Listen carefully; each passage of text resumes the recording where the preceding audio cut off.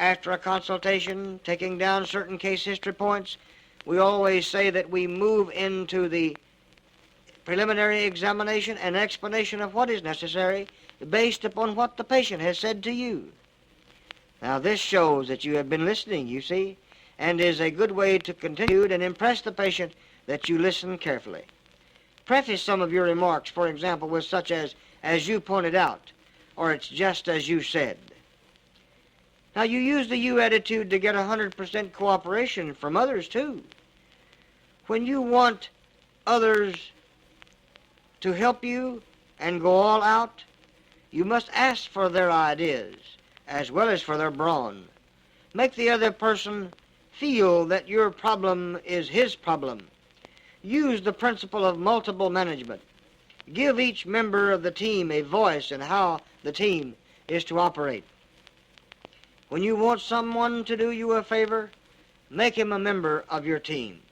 Don't just say, how about putting in a good word for me? Say, if you were in my shoes and wanted to get favorable attention, how would you go about it? Set up your own brain trust and make use of the ideas, suggestion, and advice of other people. Be sure when you ask for advice you actually want advice, not just sympathy or a pat on the back.